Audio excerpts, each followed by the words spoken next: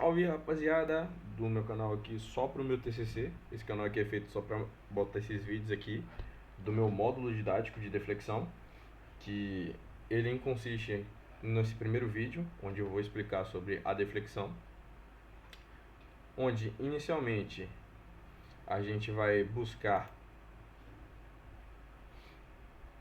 nessa aula compreender o conceito de deflexão, isso é importante na análise estrutural. A gente vai diferenciar os tipos de suporte estruturais, o pino, o rolete e o engaste, cada tipo de suporte. Aplicar os conceitos teóricos das análises estruturais sujeitas à deflexão.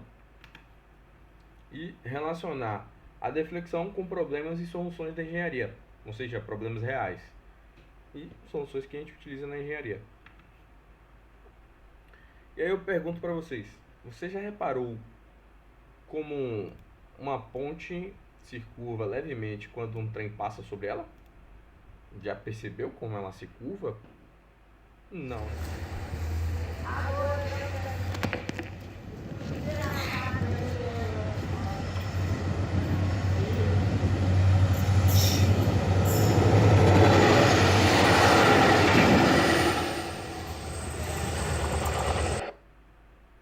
Aí, a gente não consegue praticamente ver nada, né? Ou vocês conseguiram ver a ponte se desdobrando? Mas o que acontece é que às vezes essa deflexão, ela existe, mas ela é milésimos de milímetro, centésimos de milímetro. Ou seja, ela é muito pequena para poder ser vista. E no caso, a gente calcula muitas vezes, mas a gente não vê esse tipo de coisa acontecendo. Mas ela existe. Por exemplo, o que é a deflexão em si? Seria a variação da linha elástica em relação à sua posição da linha neutra. A linha, ela se encontrando primeiramente, como na primeira parte de cima da imagem, a deflexão é a variação da posição da linha elástica de uma viga após a aplicação de uma carga. Ou seja, como na segunda vez ali que a gente olha, ela tem uma inclinação, ela tem uma variação da posição original para essa nova posição. E aí a forma mais comum da gente calcular essa deflexão é através do método da integração. Começando com o momento fletor, que é o valor de mx em relação a x, que é a carga aplicada em relação a x, ao ponto que ela se encontra, no caso x. E, que é o módulo de elasticidade do material, também chamado de módulo de Young, ou seja, isso aí vai ser definido a partir do tipo de material que você escolhe. I é o momento de inércia da seção transversal da viga, ou seja, qual é a geometria da nossa viga? É aí onde ela influencia no nosso cálculo. E L é o comprimento da viga. Agora a gente vai tratar sobre as cargas. No caso das cargas, ela pode ser pontual, como mostrado nesses 20 newtons. Ela pode ser um momento, aplicado como esse 30 newton, representado tanto no sentido horário quanto anti-horário. Ele pode ser uma carga distribuída, como essa daqui de 30 newtons, e de forma regular, onde ela tem o mesmo valor do início ao fim. Ela pode ser irregular, como nessa daqui mostrando um triângulo, onde ela começa com 50 newtons e termina com 10. Ela pode ter outros tipos de variações, onde ela pode ter uma carga onde ela vai ser uma curva. Na realidade, a gente vai encontrar vários tipos diferentes, mas a gente tenta aproximar sempre para uma forma geométrica para a gente conseguir resolver. E aqui a gente vê o comprimento da viga, que é esse valor do início, de 0 até L. Então aqui a gente consegue ver. E aqui é o suporte engastado, esse daqui é o suporte pinado, esse aqui é o símbolo do suporte de rolete.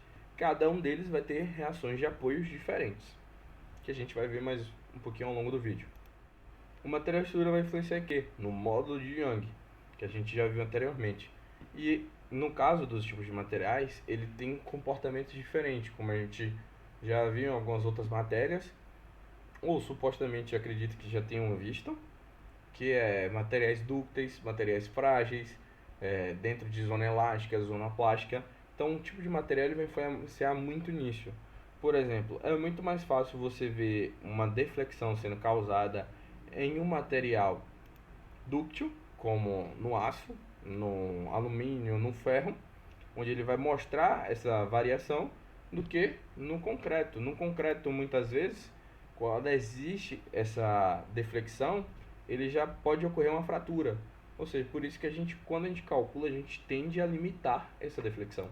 A gente quer que ela trabalhe ou não exista, ou ela trabalhe somente na zona elástica, para a gente não corra, por exemplo, deformações, onde ocorra um empenamento da viga, ou um tombamento, ou algum outro tipo, dependendo da estrutura que você vai estar trabalhando, obviamente. Então, vai ser muito relativo, mas a gente tende a querer limitar essa deflexão dentro dessa zona. A geometria, ela vai influenciar no momento de inércia. E o momento de inércia, ele vai ser dependente do tipo de geometria que a gente tem na estrutura. Ela pode ser um cilindro, ela pode ser um paralelepípedo, e no caso a área desse cilindro é um círculo, e esse círculo que vai influenciar no momento de inércia. Por isso, muitas vezes na engenharia, a gente tem vários tipos de geometria, como uma viga em I, uma viga H, uma viga W, uma viga em C.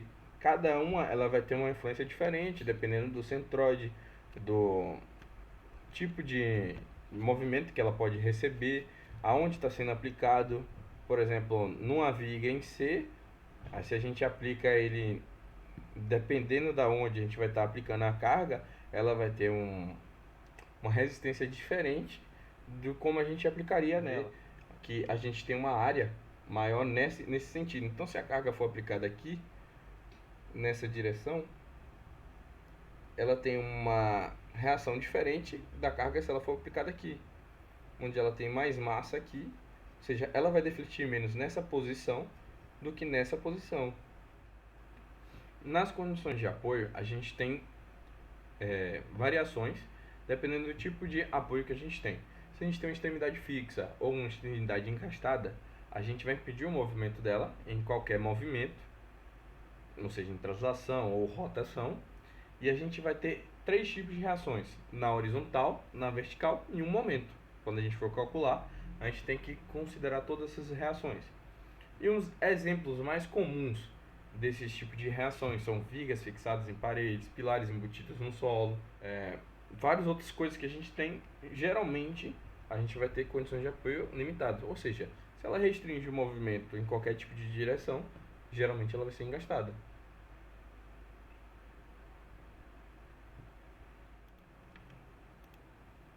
E as condições de apoio de rolete, ela restringe o movimento apenas na direção perpendicular à superfície, permitindo o movimento tanto na horizontal quanto de rotação.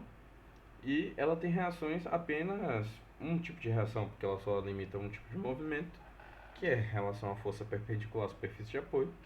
E coisa que a gente pode citar apoios em pontes, que permite a dilatação térmica, trilhos de trem, e por aí vai. Aqui vai alguns exemplos aqui.